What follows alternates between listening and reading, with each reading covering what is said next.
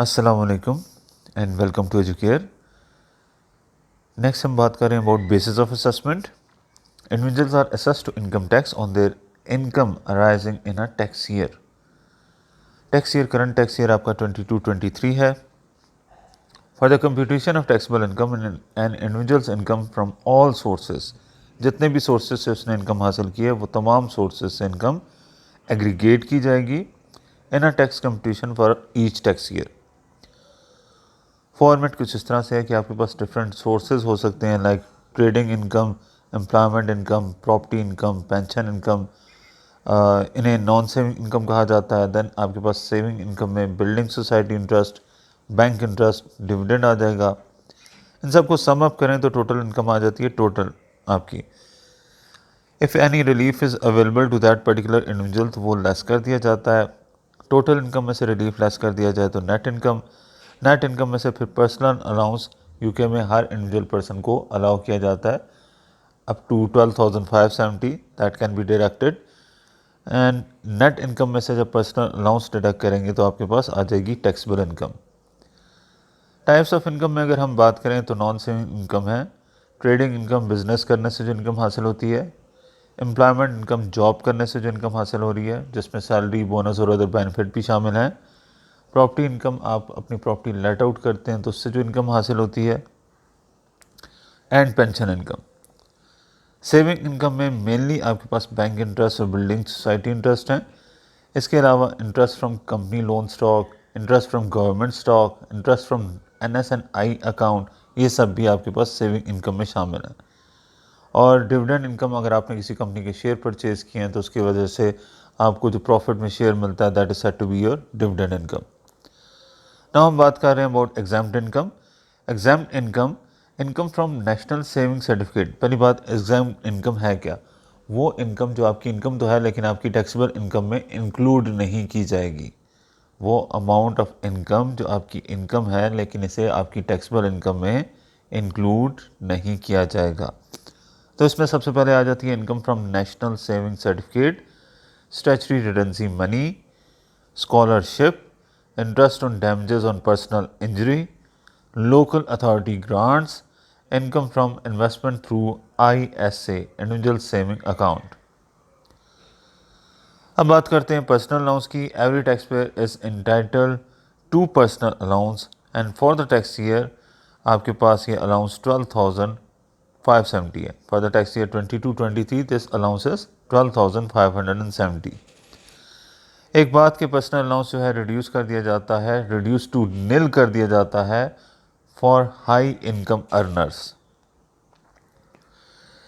In tax paper means F6 paper, personal allowance is always deducted in the following order.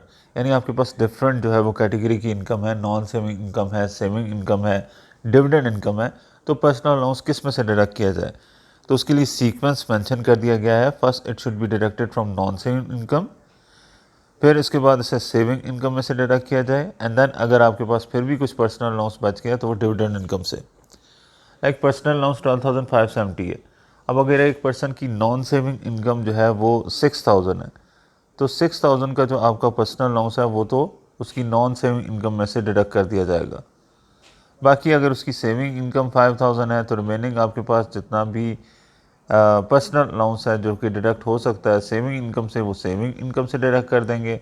Remaining जो रह जाएगा 1,570 वो deduct कर दिया जाएगा डिविडेंड इनकम में से। तो ये सीक्वेंस याद रखना है, ये F6 के लिए ये सीक्वेंस है, P6 में जाके ये चेंज हो जाता है। असेसबल पर्सन, कौन पर्सन है कि जिनकी इनकम जो है वो टैक्स के लिए असेस की जाएगी?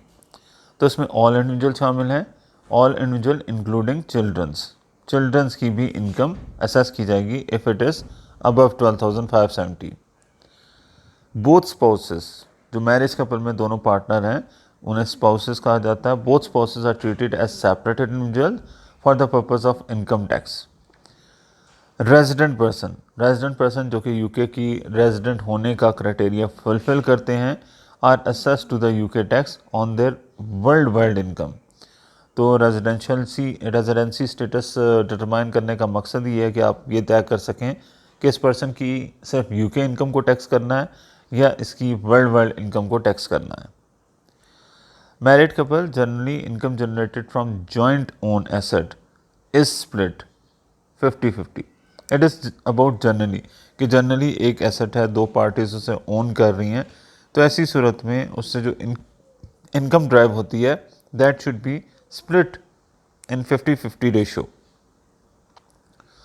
लेकिन आप इलेक्शन भी कर सकते हैं। इलेक्शन ये भी किया जा सकता है कि income according to ownership percentage के हिसाब से शेयर की जाए। यानी अगर एक पार्टनर की जो एसेट की ऑनरशिप है वो 70% है, एक की 30% है, तो इसी के अकॉर्डिंग जो है उनकी इनकम भी शेयर की जाए।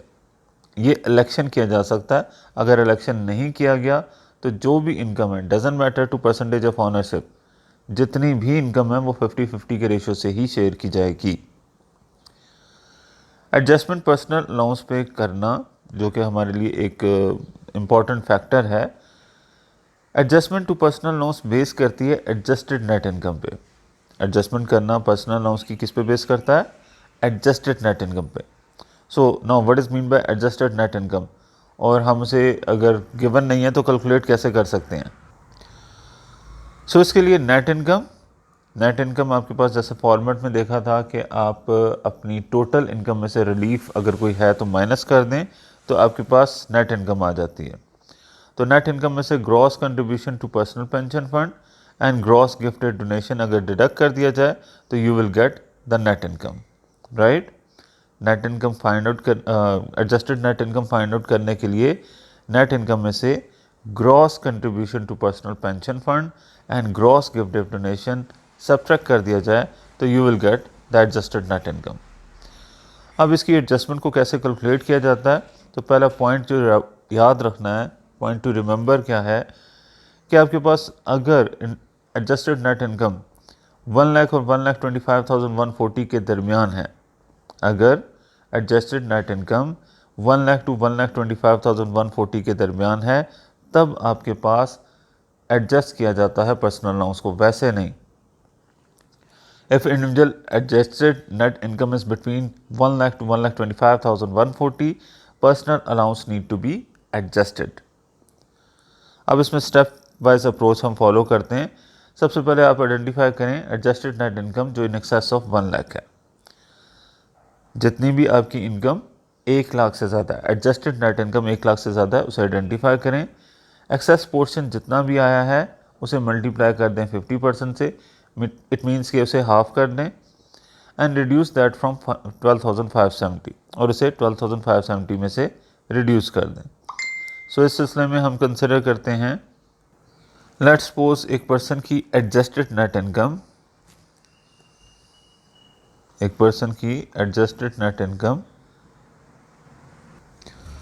1,10,000 है, राइट। तो अब इस सिलसिले में हमने सबसे पहले ये आइडेंटिफाई करना है कि उसकी कितनी एडजस्टेड नेट इनकम 1 लाख से ज़्यादा। तो 1 लाख से ज़्यादा उसकी जो एडजस्टेड नेट इनकम है आप कैलकुलेट कर सकते हैं। 1 लाख उसमें से माइनस कर दें, यू विल गेट 10,000, आपके पास आ जाएगा 10,000। देन इसका हाफ कर दें, हाफ आपके पास क्या आ जाएगा? 10,000 मल्टीप्लाई बाय 50%, हाफ अमाउंट आ गया आपके पास 5,000, और ये 5,000 जो है ये आप इस साल के पर्सनल अलाउंस की अमाउंट 12,570 में से डिडक्ट कर देंगे, और आपके पास एडजस्टेड पर्सनल अलाउंस आ जाएगा 7,570।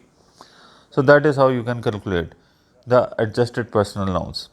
लेकिन याद रखना है कि एडजस्टेड नेट इनकम अगर आपकी 1 लाख और 1,25,140 के दरमियान है, तभी आपके पास पर्सनल अलाउंस को एडजस्ट किया जाएगा।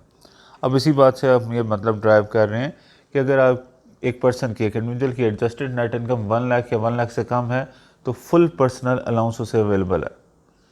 अगर एक पर्सन की एडजस्टेड नेट इनकम 1 लाख या 1 लाख से बिलो है तो इसका मतलब है 12,570 का फुल पर्सनल अलाउंस उसे अवेलेबल है। और अगर एक पर्सन की एडजस्टेड नेट इनकम 1,25,140 या उससे ग्रेटर है तो इसका मतलब है no personal allowance is available to him, right. तो ये पॉइंट याद रखना है, और उसके मुताबिक आपके पास 1 लाख से 1,25,140 के दरमियान अगर एडजस्टेड नेट इनकम है तो तब उसे एडजस्ट करने की ज़रूरत है, पर्सनल अलाउंस को एडजस्ट करने की ज़रूरत है। स्टेप वाइज अप्रोच अगेन देख लें। आइडेंटिफाई करें adjusted net income in excess of 1 lakh, excess portion का हाफ कर लें और वो जो आपके पास हाफ पोर्शन है उसे पर्सनल अलाउंस में से रिड्यूस कर दें। नाउ टॉम की इनकम उन्होंने मेंशन की है एम्प्लॉयमेंट इनकम 1,15,000, ठीक है। अब ये जो इसकी टॉम की एम्प्लॉयमेंट इनकम है ना, इसी को मैं एडजस्टेड नेट इनकम कंसिडर कर रहा हूँ। जो ये टॉम की एम्प्लॉयमेंट इनकम मेंशन है इसी को मैं इसकी एडजस्टेड नेट इनकम कंसिडर करूँ। वाई सो? रीज़न क्या है इसकी? रीज़न आप समझें इसकी कि ये आपके पास फॉर्मेट गिवन है। फॉर्मेट में अगर आपके पास टोटल इनकम के बाद रिलीफ नहीं गिवन तो जो आपकी टोटल इनकम होगी वही नेट इनकम होगी, ठीक है। अब इस पर्सन की सिर्फ एम्प्लॉयमेंट इनकम है और कोई इनकम नहीं है, तो ये एम्प्लॉयमेंट इनकम इसकी टोटल इनकम होगी। कोई रिलीफ नहीं है तो जो उसकी टोटल इनकम है वही नेट इनकम होगी। एंड देन आपके पास नेट इनकम में से क्या दो चीज़ें डिडक्ट करने से आपके पास आ जाती है adjusted net income? Gross contribution to personal pension and gross gifted donation, ठीक है। लेकिन इस क्वेश्चन में, टॉम वाले क्वेश्चन में आपके पास कोई कंट्रीब्यूशन पेंशन फंड को या गिफ्टेड डोनेशन को मेंशन नहीं है। इसका मतलब है कि जो नेट इनकम है वही एडजस्टेड नेट इनकम है, राइट। तो एडजस्टेड नेट इनकम अगर उसकी 1,15,000 है, फर्स्ट स्टेप में हम आइडेंटिफाई करेंगे how much of his income is in excess of 1 lakh. कितनी उसकी इनकम 1 लाख से ज़्यादा है, तो कितनी आ जाएगी? 15,000। हाफ कर लेंगे इसका।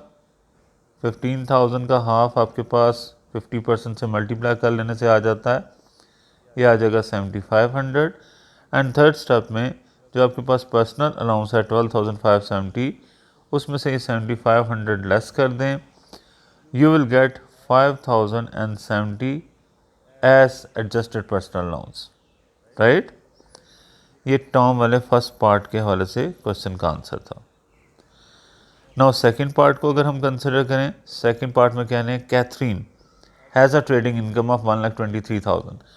अगेन समझ लें इस बात को कि कैथरीन की सिर्फ ट्रेडिंग इनकम है, यही ट्रेडिंग इनकम इसकी टोटल इनकम है। कोई रिलीफ ना होने की वजह से यही टोटल इनकम इसकी नेट इनकम है, और कोई gross gifted donation, gross pension fund contribution ना होने की वजह से यही ट्रेडिंग इनकम ही उसकी एडजस्टेड नेट इनकम है। तो अब हम कंसिडर करते हैं सेकंड पार्ट, उसमें 1,23,000 उसकी इनकम है। आपने पहला स्टेप यही करना है कि आइडेंटिफाई करना है कि कितना पोर्शन 1 लाख से ग्रेटर है। तो ये आ जाता है आपके पास 23,000, हाफ इसका कर लेंगे,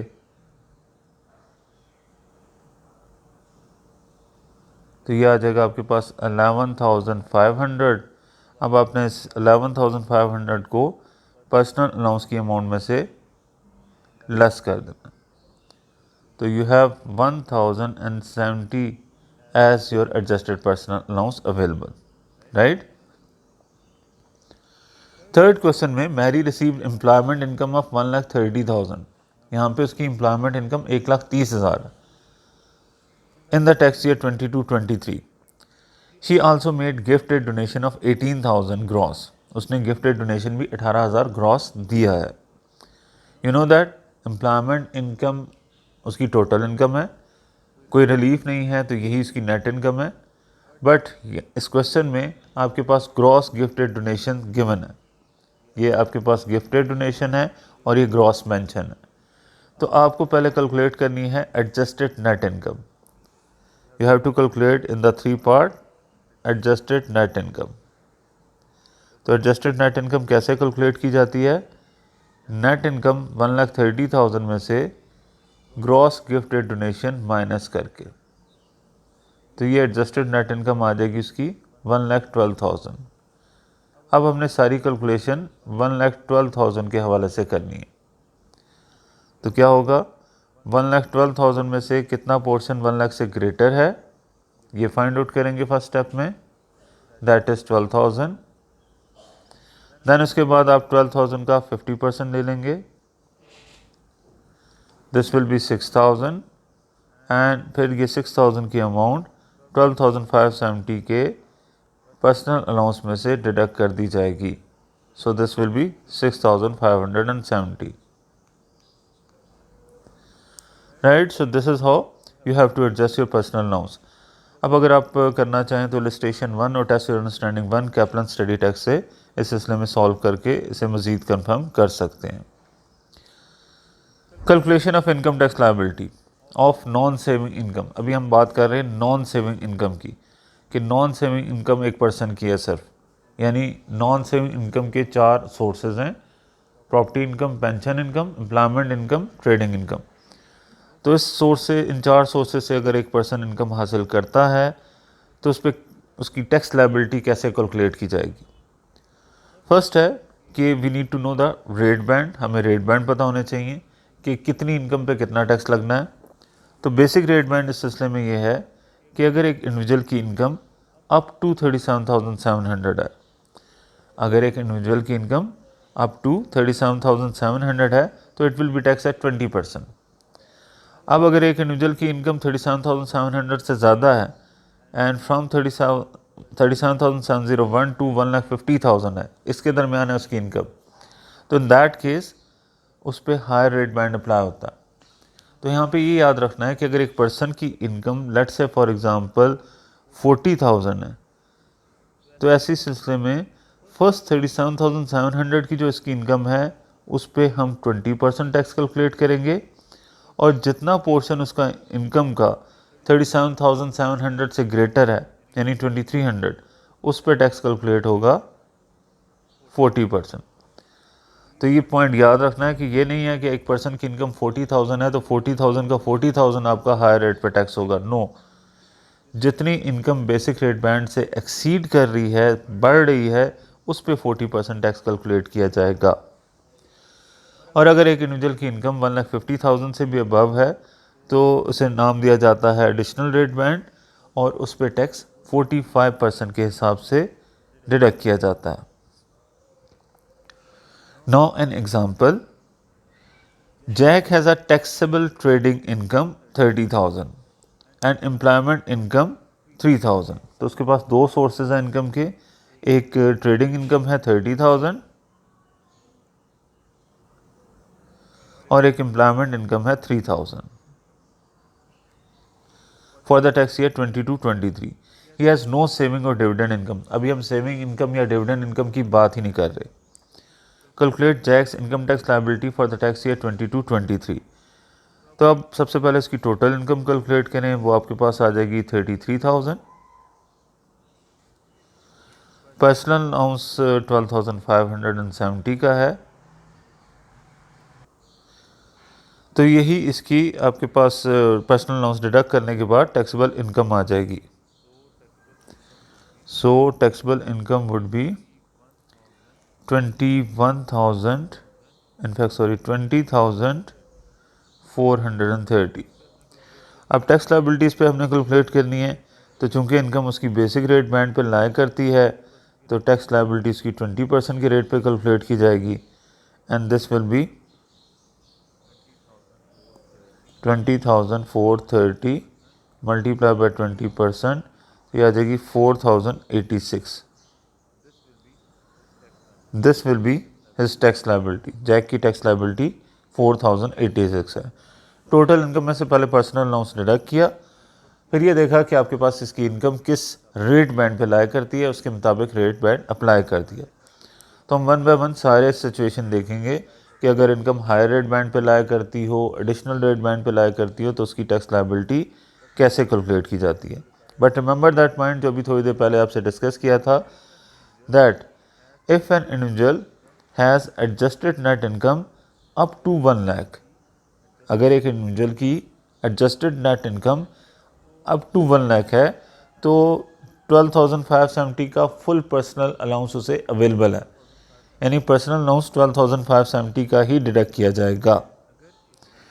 एंड अगर एक इंडिविजुअल की एडजस्टेड नेट इनकम अबव 1,25,140 है तो उसके लिए पर्सनल अलाउंस निल हो जाएगा, कोई पर्सनल अलाउंस उसके लिए अवेलेबल नहीं होगा.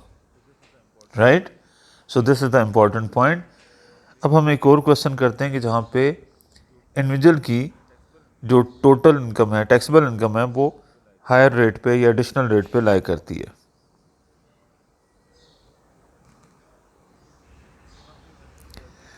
तो यहाँ पे मेंशन कर रहे हैं कि जैक की टैक्सेबल इनकम 1,60,000 है।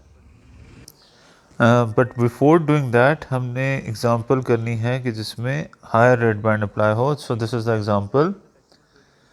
Jack has a taxable trading income of 60,000 and employment income of 6,000. He has no saving income or dividend income. अब हमने उसकी टैक्स लायबिलिटी कैलकुलेट करनी है। तो फर्स्ट हम उसकी रिकॉर्ड करते हैं ट्रेडिंग इनकम।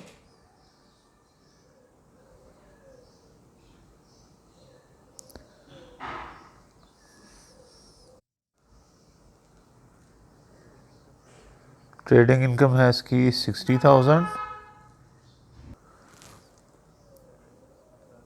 एंड इसकी एम्प्लॉयमेंट इनकम है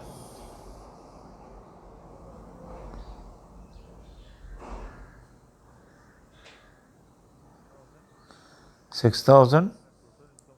सो इसमें टोटल इनकम होगी इसकी 66,000। This will be his total income as 66,000। तो इसमें से हम लेस करेंगे पर्सनल अलाउंस।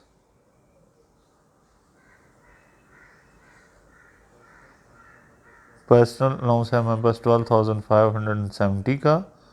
डिडक्ट करने के बाद हमारे पास आ जाएगी टैक्सेबल इनकम। टैक्सेबल इनकम आ जाती है 53,430। अब इस पर्सन की इनकम जो है लाई करती है हायर रेट बैंड पे। तो जब टैक्स लायबिलिटी कैलकुलेट करेंगे तो फर्स्ट 37,700 की इनकम पे टैक्स लायबिलिटी 20% जो कि आ जाती है 7,540। Then we need to identify how much of this person's income is in excess of 37,700। तो 53,430 उसकी इनकम है। इसमें से हम लेस कर देंगे 37,700।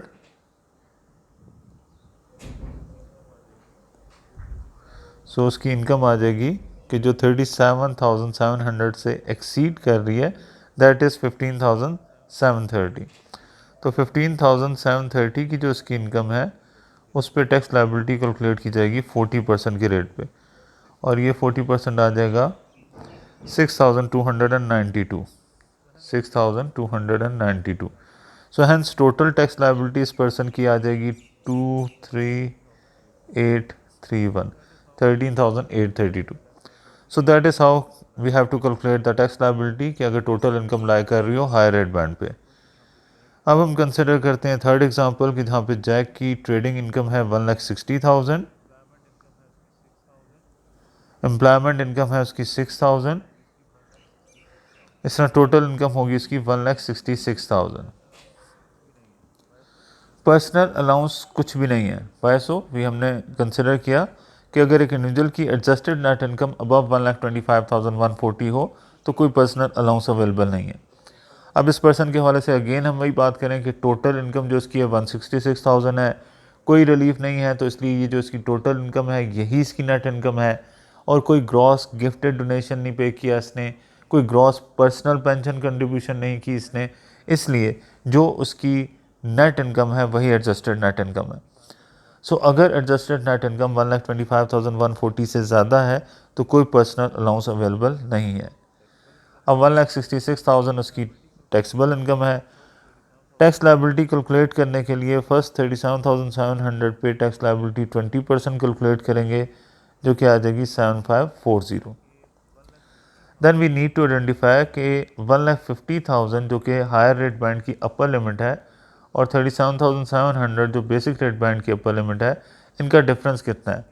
मींस इस पर्सन की कितनी इनकम है कि जो हायर रेट बैंड पे लाया करती है।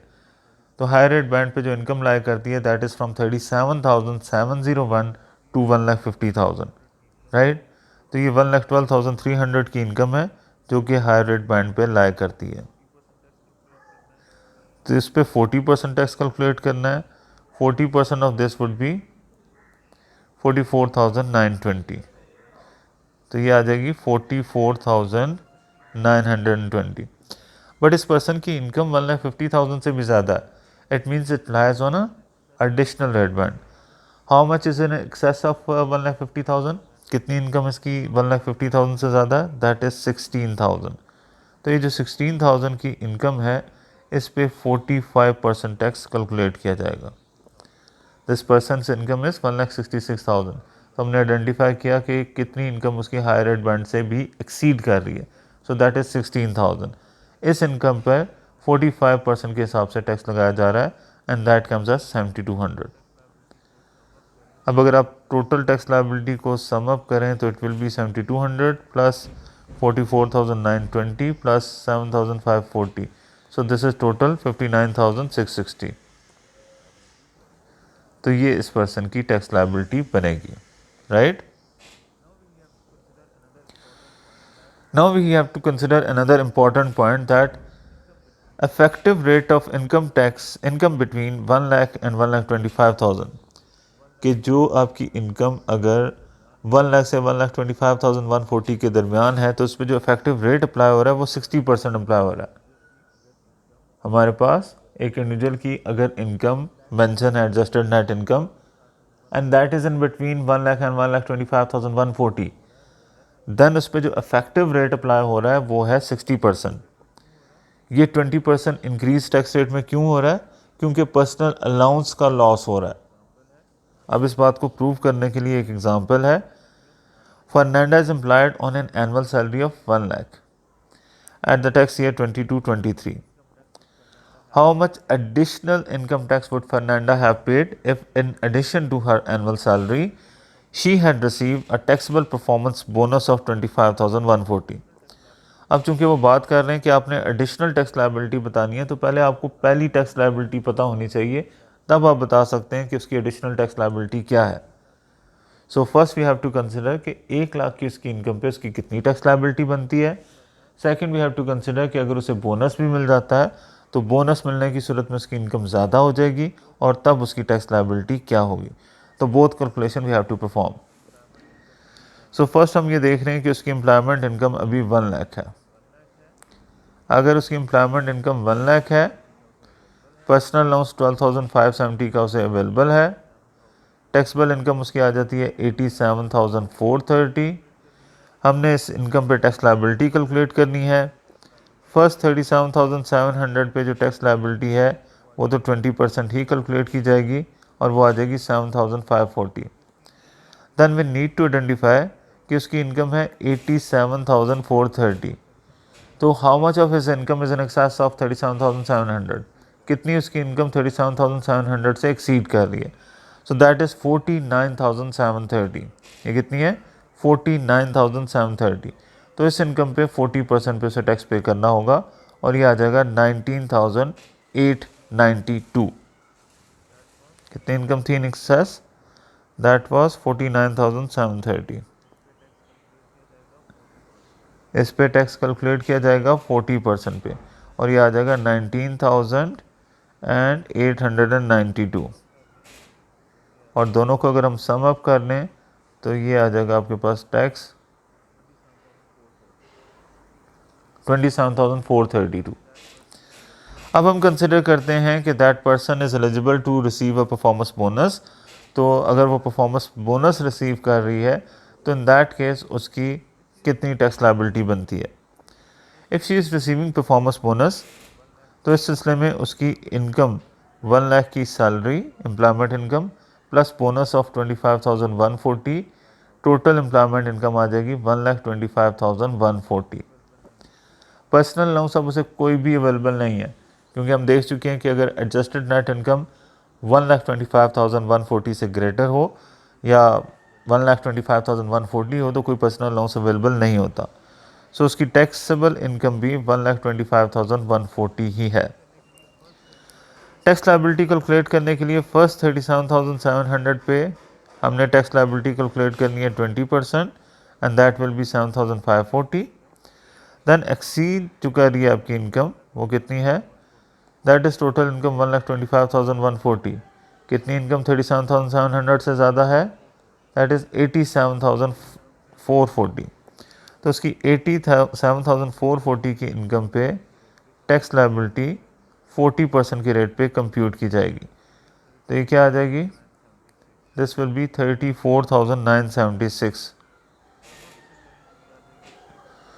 तो सम अप इसे करें तो ये आ जाएगी 6,1,5,4,14 इनफैक्ट, तो ये 41,516 उसकी टैक्स लायबिलिटी बन जाती है।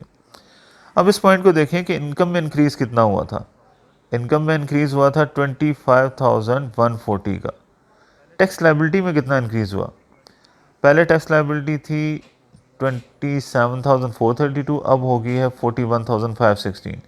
तो अगर हम टैक्स लायबिलिटी में इंक्रीज़ कंसिडर करें तो ये कितना आ जाता है, let me confirm that the amount is, this is plus 7540, so it is 42,516, so ये 42,516 है। सो 42,516 अब लायबिलिटी है, प्रीवियसली लायबिलिटी थी 27,432, तो इसका डिफरेंस अगर आप देखें तो ये डिफरेंस है 15,084 का। यानी इनकम में इंक्रीज़ हुआ 25,140 और लायबिलिटी में इंक्रीज़ हुआ 15,084 का। व्हाट डज़ इट मीन्स, अगर हम लायबिलिटी के इंक्रीज़ को देखें कि ये इनकम के इंक्रीज़ का कितना प्रोपोर्शन है, तो इसको कैलकुलेट करने से आपके पास आ जाएगा डिवाइडेड बाय 25,140 मल्टीप्लाई बाय 100, तो ये आपको पता चलेगा कि 60% जो उसकी इनकम का इंक्रीज़ था वो उसने एज टैक्स लायबिलिटी पे कर दिया। सो दैट इज़ द पॉइंट कि आपके पास अगर एक इंडिविजुअल की इनकम 1 लाख से 1,25,140 के दरमियान है, तो इन दैट केस जो टैक्स है, इफेक्टिव रेट ऑफ टैक्स है, वो इनफैक्ट 60% कंसिडर